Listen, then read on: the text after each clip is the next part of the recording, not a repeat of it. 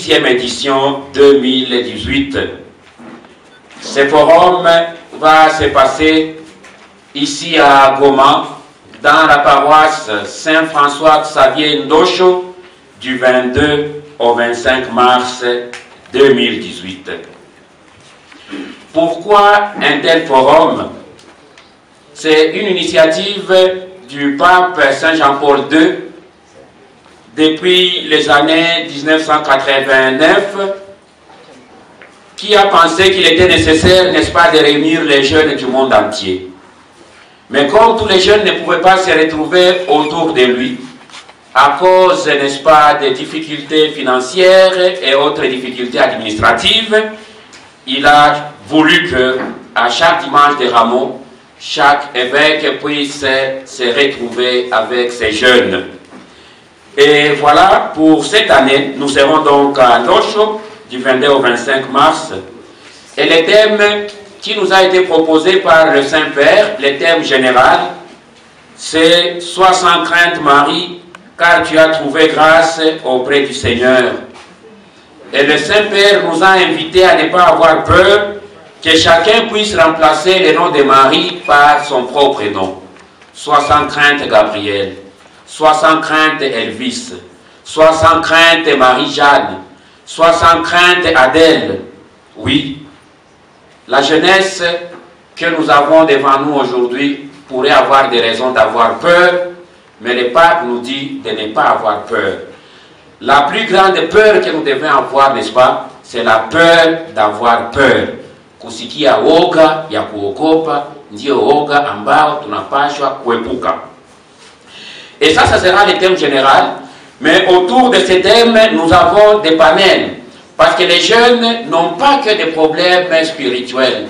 Les jeunes sont confrontés, n'est-ce pas, à plusieurs problèmes, à plusieurs difficultés liées, n'est-ce pas, à la mondialisation. Ainsi, comme sous-thème, nous aurons à traiter du thème des jeunes et développement, jeunes et entrepreneuriat, jeunes et écologie, jeunes et éducation civique, éducation morale, éducation politique, jeunes et la masculinité positive, et puis apprendre aux jeunes, n'est-ce pas, la non-violence active pour soit réclamer ses droits. Nous allons parler également aussi des violences sexuelles.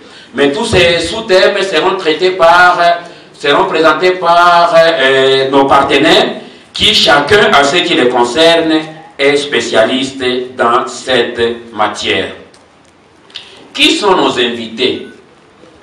C'est tous les jeunes de nos 26 paroisses constituant les territoires de la province Nord Kivu sont invités.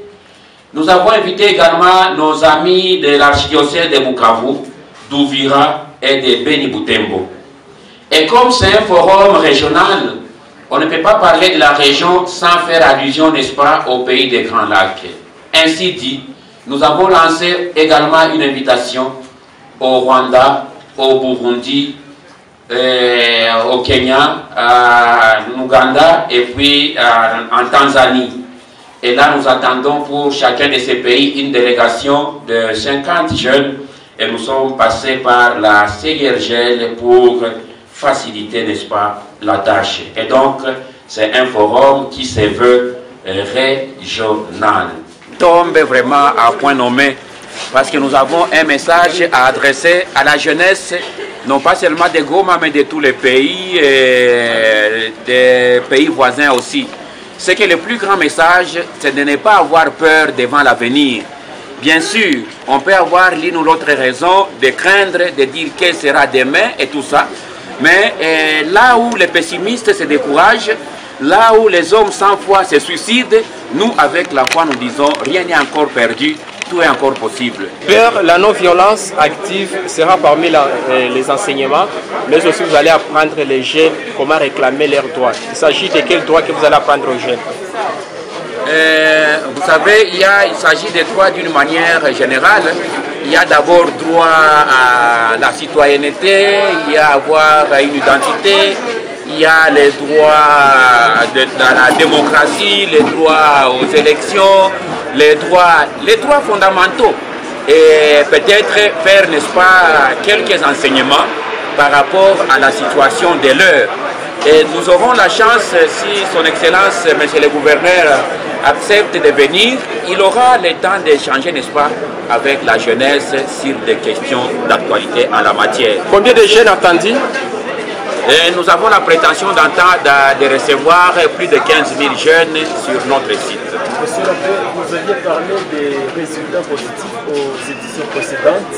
Et pour cette édition, quels sont les résultats que vous attendez, surtout aux jeunes qui vont participer? Et les premiers résultats que nous attendons ou auxquels nous nous attendons, c'est que les jeunes soient sensibilisés, n'est-ce pas, sur différentes méthodes, comme je venais de le dire, pour réclamer ces droits. On ne les refuse pas de réclamer, mais il y a des voies et moyens et il y a des institutions aussi qui sont là pour ça. Et nous attendons à ce que les jeunes soient des bons gestionnaires de leur environnement. Parce que vous savez qu'aujourd'hui, la question écologique, avec les réchauffements climatiques, si on n'est pas instruit, n'est-ce pas, on va croire que c'est normal, mais eh bien, si on ne fait pas attention, nous sommes en train de détruire notre propre environnement. Et sur le plan spirituel, le message il est clair, c'est d'inviter la jeunesse à ne pas avoir peur, et avoir confiance en elle-même et avoir confiance en Dieu, parce qu'il ne peut jamais nous abandonner dans nos combats.